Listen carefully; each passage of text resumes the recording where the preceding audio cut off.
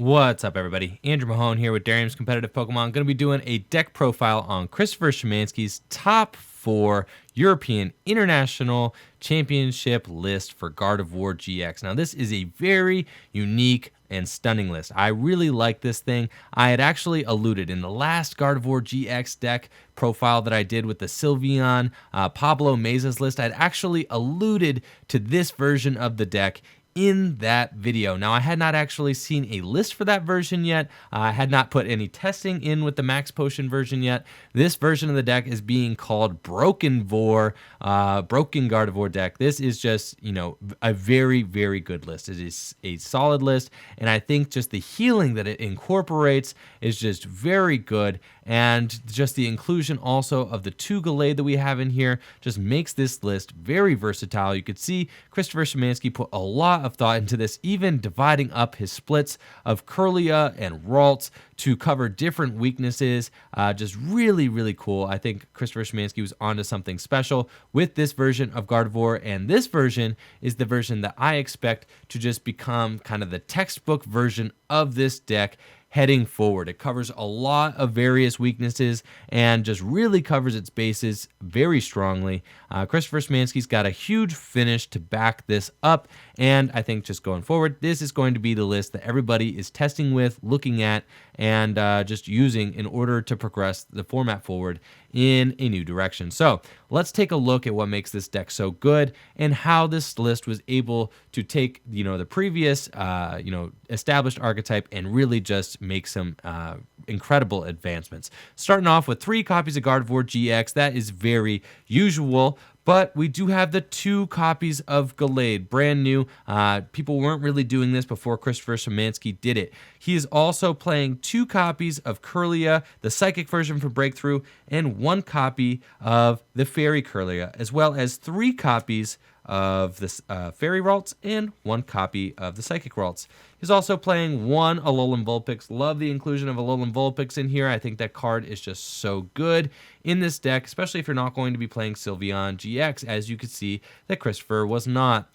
He does include the 1/1 Octillery line and 3 copies of Tapu Lele GX. So let's talk about this. This is looking very different from the other Gardevoir GX lists that we have been seeing lately, so there's a lot to talk about. Obviously, Gardevoir GX is still our main attacker, and this card is just so versatile, so incredible. I mean, what hasn't been said about this thing? Secret Spring allows you to accelerate your fairy energy onto any Pokemon you would like in play once per turn per Gardevoir GX that you have in play. Now, what this does is it opens up the ability for you to be able to heal your Gardevoir GX via Max Potion.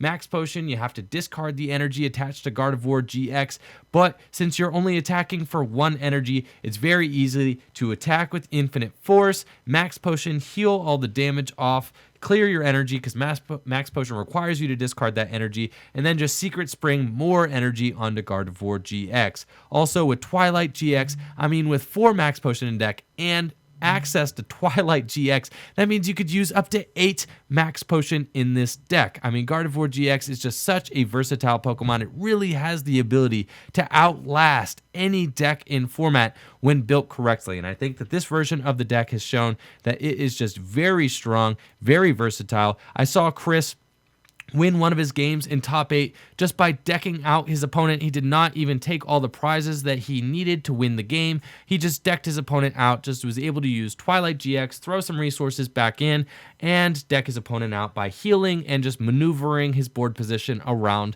to find that alternative win condition. So very cool plays from Christopher. Very stunning performance by him. Gardevoir GX, obviously the backbone of this deck, and we're playing 3 copies of it. However, if you looked at the results from the European International Championships, of which you can find a lot of those top 32 decks listed on my Twitter at enjoyfriend, ENJOI friend on Twitter. If you would like to see the other decks that finished in the top 32, if you take a look at those, you will see there are a lot of Silvally GX metal decks that did very well at the European International Championships as well. Now, Silvally GX pairs really well with these metal-type Pokemon, giving them free retreat, but you can also accelerate to the metal-type Pokemon to knock out Gardevoir GXs in one hit. A lot of these metal decks were playing Pokemon like Genesect EX, Celesteela GX, did I say Genesect EX or G? Either way, it's Genesect EX, Celesteela GX, and the new Registeel, right? So it was playing these Pokemon in order to counter Gardevoir GX directly. Now, Christopher Schemanske was one step ahead. Gallade gives these metal decks a lot of problems since they don't have an efficient way to knock it out. Now, Christopher Schemanske decided to play 2 copies of Gallade, giving him increased access not only to Premonition in order to pair with Octillery, but also just increased access to a non-metal weak attacker that cannot be easily knocked out by these metal decks. Gallade also provides you with a fighting type coverage so that you can knock out Silvally GX in one hit with just a double colorless using Sensitive Blade. You can also knock out the very popular Zoroark GX in just one hit using Sensitive Blade. This card is just so good in this format. There are a lot of fighting weak Pokemon out there that Gallade can prey on, but also important to note, Gallade does knock out that pesky Registeel in one hit with Sensitive Blade as well. So just very good coverage all around. Avoids those one-hit KOs in return. And with Super Rod and Twilight GX, there are just a lot of ways to get more than 2 Gallade into play now that we are playing 2. So these Gallade really go the distance. I mean, allowing you to stack your deck with Premonition, draw into the cards you need with Octillery. They really do a lot to promote the consistency and the type coverage of this Gardevoir GX deck, just making it all the more resilient in this pretty, this format that has been stacked against it with all these metal decks. We can also see that he opted to play 2 copies of the Psychic Kirlia and 1 copy of the Fairy Kirlia. What's cool about the Psychic Kirlia is that it's not weak to metal, so it does not get easily knocked out by Registeel and the likes. Also, it has this quick turn attack, which can do a lot of damage to Psychic weak Pokemon in a pinch if you have to. I mean, say your Pokemon gets devolved. This is a pretty cool thing. Gets devolved by Espeon, right? And you need to knock out that Espeon. Maybe you only need 2 prizes left to win the game, and you only have a Ralts in play. You could evolve into the Kirlia. I mean, and if you got a Choice Band and you flip 2 heads with Quick Turn, you can knock out the Espeon in one hit, doing 30 times 2, that's 60, plus the Choice Band, 90 times 2, 180 damage. You can actually knock out that Espeon in one shot. So pretty interesting stuff there. Chris decided to play a split just to make sure that he was, covering his types, that he wasn't playing all Pokemon that were weak to metal and wasn't playing all Pokemon that were weak to psychic either, should he play against something like an Espeon GX, I mean. Now, he did also play a split on the Ralts, 3 copies of Fairy, 1 copy of the Psychic one, and, pretty cool. We do have the little, you can smack for 20 damage here on the Psychic one if you would like to, but, this is the split he decided to play. I mean, these Ralts can go down very easily to a Registeel, and this Ralts obviously is going to do much better since it is not weak to metal. Registeel does have that attack for 1 energy, just doing 30 damage, so they are, pretty weak to the Registeel. If they get going with a Guzma or something on your Ralts early, that could be very annoying, making it harder to set up your Gallades. Now, like I said, we do play the 1/1 Octillery. This is just such a good card. Once you get this thing into play, I mean, you're going to be drawing through your deck no problem. Premonition allows you to stack your top 5 cards and then refill your hand to 5 with Abyssal Hand. You could draw into the exact cards that you need for any given situation. A 1/1 Octillery line is usually enough to get by since you don't absolutely need Octillery until later in the game. So if you do prize a piece, it should be pretty easy to eventually pick it off your prizes and get it into play before you start getting end to 1 or 2 cards. So 1/1 Octillery should suffice. We also play 2 copies of Super Rod in here, so if you happen to discard a piece, you could easily Super Rod it back in for later. I do love the inclusion of 1 copy of this Alolan Vulpix. With that beacon attack, I think this thing is just so good for setting up your Kirlia, your Gardevoirs, your Octillery, grabbing a Tapu Lele GX off the beacon in a pinch if you have a dead hand without a supporter. Beacon is just so versatile and so consistent. You don't need a float stone or anything like that. There are no float stones in this list. You don't need them because you can retreat everything for 1 energy attachment. I mean, the highest energy, the highest retreat cost in this deck is 2, meaning that everything can be retreated with at least a double colorless energy. So that is very cool, and you don't really need the float stones. On the the first turn of the game, you could bridge it, grab this Alolan Vulpix, and as long as you got an energy in hand, you can retreat into Alolan Vulpix for a turn 1 beacon. Now, I do love the inclusion of Alolan Vulpix in here over the Sylveon, though the Sylveon is very good in some regards. I think the Alolan Vulpix is just more consistent and just easier to access. And if your opponent is ending you out of your beacon hands, it's fine. It's really not the end of the world. You didn't go through a lot of trouble to get this Vulpix into the active position anyway, unlike Sylveon, who requires a lot of effort to really get going into the active position. You got to retreat, float stone, all that. Maybe you've wasted an energy retreating and another energy using energy evolution. Vulpix is just much more low maintenance, so I really like the Vulpix in here. And then obviously your 3 copies of Tapu Lele GX. You can energy drive with this thing. I mean, really works out in a pinch, especially against those metal decks. You could kind of tag team between Gallade and Tapu Lele GX, hit with energy drive, hit with sensitive blade. Maybe you'll pop out a Gardevoir every once in a while, but you want to be careful. So Tapu Lele GX just offers another non-metal weak Pokemon for this deck to attack with, which is super good. Obviously, also Wonder Tag, allowing you to hand select any supporter out of the deck. Absolutely incredible. And 3 copies is pretty much the gold standard being played in many, many different lists. So that's it for the Pokemon. Let's go ahead, take a look at the supporters. Now, Christopher Schemanske did borrow a little bit of a play out of Pablo's book, staying with the 3 copies of Professor Sycamore, 4 copies of N, 3 copies of Guzma, and 2 copies of Bridget. I think 3 copies of Professor Sycamore is looking like it's going to be the new standard in these Gardevoir GX decks, and that's because people are finding they don't really need them. 2 copies of Bridget, essential to setting up this deck, getting it rolling. The turn 1 Bridget is just so good for this deck, and when you can draw the turn 1 Bridget without using Tapu Lele, it's just that much better. Your board position is that much stronger. You're saving the Tapu Lele for another supporter that you might need later in the game, or maybe for a turn 2 Professor Sycamore, or a turn 2 N, or a Guzma down the line. You could save your Tapu Leles if you open the Bridget, and that is just a really big argument for the turn 1 Bridget. Also, just the consistency. Opening Bridget more often means you're going to be getting your golden setup more often, and it's just so good. I mean, 2 copies of Bridget, incredible. 3 copies of Professor Sycamore is usually fine. You really don't want to be burning too many resources anyway. Once you set up with Premonition in Octillery, you don't really need Professor Sycamore to burn through your deck anymore. Octillery's Abyssal Hand can keep you churning through your cards, and opponents are usually not going to be targeting down your Octillery since they're going to have to be dealing with these bigger threats, namely Gardevoir GX, right? And they don't really have time to target down the Octillery. So once you get the Octillery up and going, you don't really need supporters to draw your cards as often. N is essential, being able to limit your opponent's hand. Also, just a great shuffle draw card early, and saving your resources for later in the game. Professor Sycamore still very useful, but not really needed as a 4 of anymore. Not to mention, you can Twilight GX them back into the deck. So late in the game, if you going to want maybe a Sycamore or something like that in order to finish the game out, draw those last cards that you need in order to finish off your opponent with a big infinite force. I mean, Professor Sycamore can just be Twilighted back into the deck so that you can find it more easily.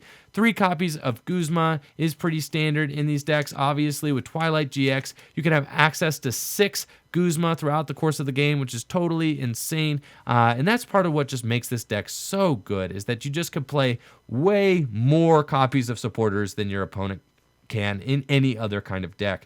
I mean, with Twilight GX, you could play 8 copies of N. In standard format, most decks only have access to 4. Though Tord was playing Puzzle of Time in his Zoroark deck, which is cool because it gave him a little bit of that versatility as well. But, this is it for the supporters. I think that this is kind of turning out to be the gold standard for this deck. The 3 copies of Professor Sycamore, 2 Bridget, and 3 Guzma, as well as the 4N, is looking really good for this Gardevoir GX archetype.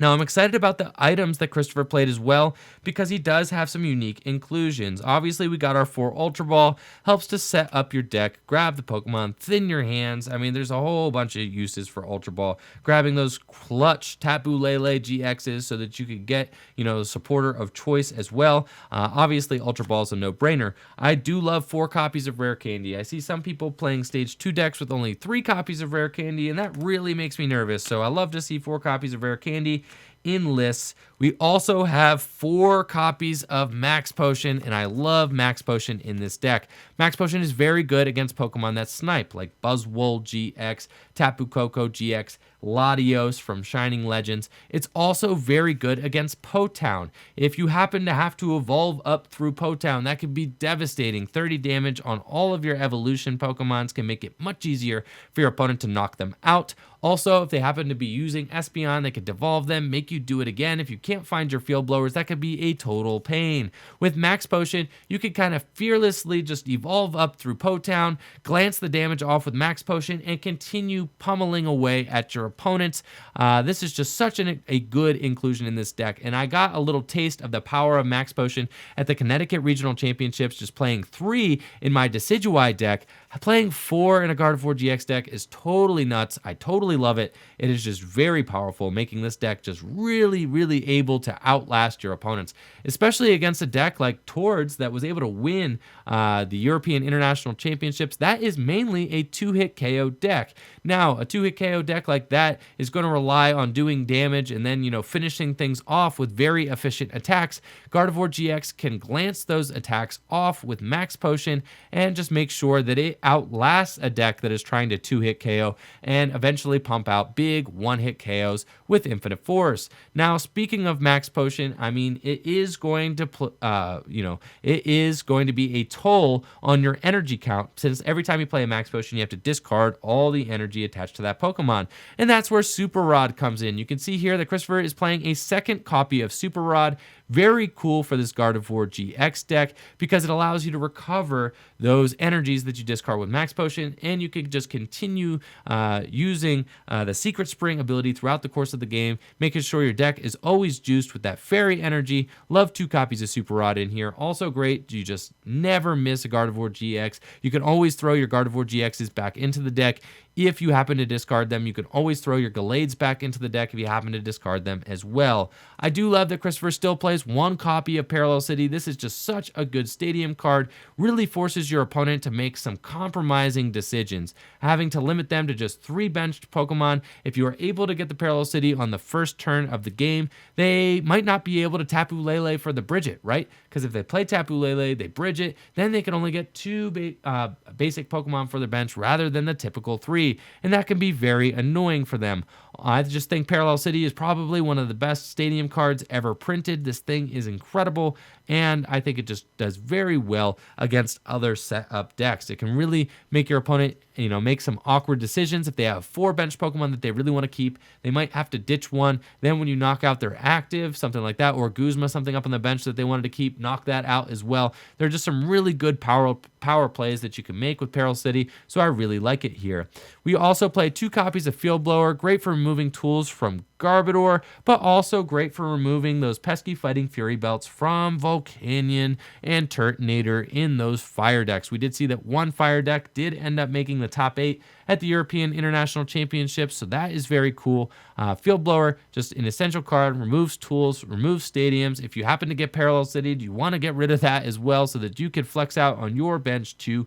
2 copies of Field Blower goes the distance in this deck because you can always Twilight them back in later. And then finally, we play 2 copies of Choice Band. Really helps for hitting those numbers that you want to hit with Gardevoir GX, just being a third option for increasing your damage output. We have the energy. We have basic fairy energy that you can accelerate with Secret Spring. You have the double colorless energy that you could slap on for your attachment for turn. And then you also have Choice Band. You can attach it for your tool attachment and just helps you get those numbers, just right. I can't explain how often Choice Band makes or breaks the difference between a one-hit knockout and not getting a one-hit knockout. I think Choice Band is very good in here, especially since we are only playing 3 copies of Gardevoir GX, so we're not always going to have all 3 copies of Gardevoir GX up. We also are only playing 7 copies of Fairy Energy in here, so you're not always going to be getting a lot of Secret Springs every turn. 2 copies of Choice Band really goes the distance as far as beefing that damage output in a good way. Finally, like I had alluded to, we do play 7 copies of Fairy Energy in here. That's actually very low, and I accidentally posted a list this morning where I had 8 copies of Fairy Energy. I didn't know Chris was playing 7.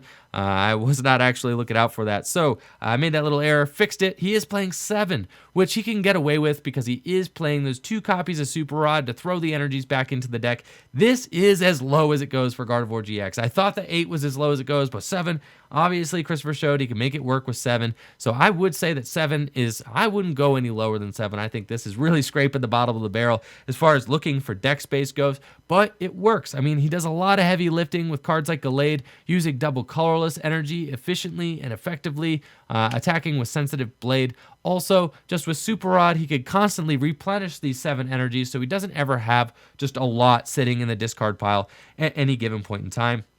He's able to keep those 7 Fairy Energies either on board or in deck more often than not with those Super Rods. So that's it for Christopher Schemanske's top 4 Gardevoir GX deck. I think this deck is very well crafted, and I'm excited to get some more testing in with it. Let me know what you think of this list in the comments below. Thank you all for watching the video. Make sure to like the video and subscribe to the channel. Peace.